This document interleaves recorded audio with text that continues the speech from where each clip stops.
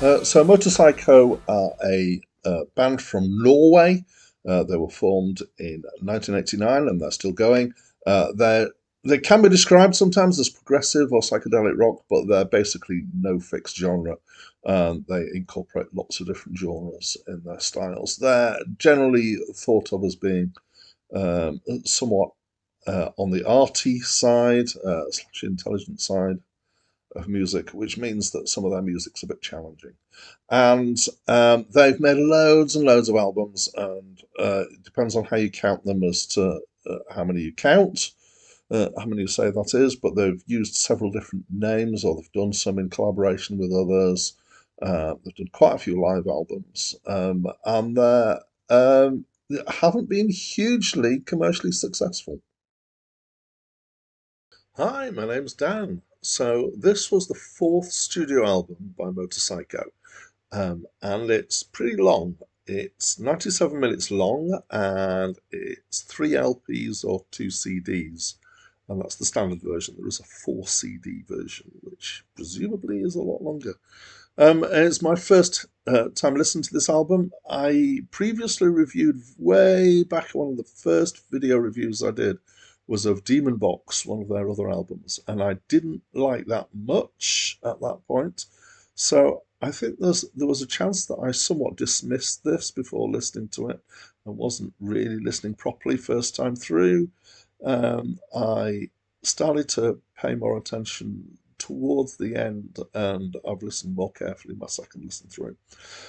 Describing it is somewhat difficult. There's quite a lot going on here, so I would say that it involves there's certainly a lo-fi, almost folky feel with some of the acoustic guitar stuff. Very kind of bits where it's deliberately sounds like it's been recorded badly. There's one bit at the beginning of the track that's got quite a lot of hiss, as if it was an untuned radio involved. Um, and then you get a lot of the kind of the ideas from indie rock and alt rock coming in. There are bits where it's heavier, so I'd say it's more like heavy rock, almost verging on kind of, well, the kind of heavy rock that in the 70s was heavy metal. Um, and then there's a big slice of psychedelic sound and um, space rock, the kind of the feel of long evolved tracks going on. So yeah, um, and the other problem that I have is that I always put a couple of clips of the music on the review, one at the beginning, one at the end, and given how long this album is, and actually, despite the fact that there is a coherence to the sound. It's quite varied. You're not really going to get the idea from the two clips that I'm going to give. Especially, I'm hoping to put a bit from The Wheel at the end, which is a really long track. It's about 11 minutes long, and you just don't get the feeling of the scope of it from a 30-second, sub 30-second clip. What I was going to say about it. So generally, I would say it's the words lo-fi and gritty come to mind. The definitely less about polish and more about atmosphere.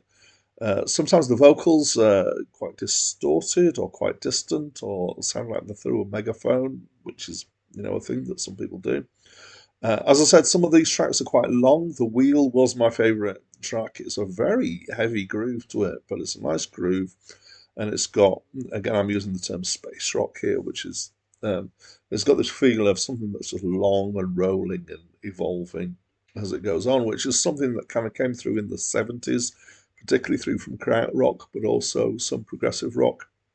Uh, but this sounds a bit more like somebody like Deep Purple had decided to go and do a really long track because it's got a really heavy, crunchy riff going on.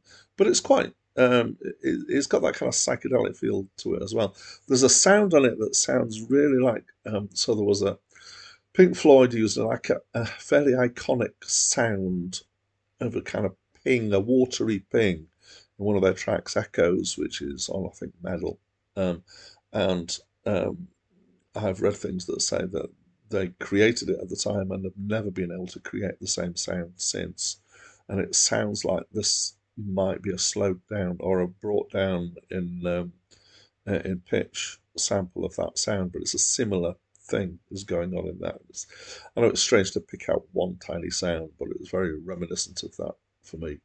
Um, I'd say it's all about the atmosphere. I would say the atmosphere is fairly consistent, but for an album that's this long, so an hour and a half, it feels somewhat aimless. And I think this is because once you get into the realms of double albums and even triple albums, which is what there is, there's usually some kind of underlying concept or at least theme going on through it.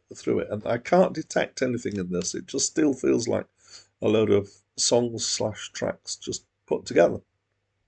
Um, anyway, overall, then, what did I think? Well, better than my previous experience with Motorpsycho. I'm still not totally convinced. I wonder if they're a grower that if I listen more, if I might start to appreciate it more. I don't know. Um, but yeah, my opinion's gone up, and I'd love to know what you think. So please talk to me through the comments box. That's it from me for now.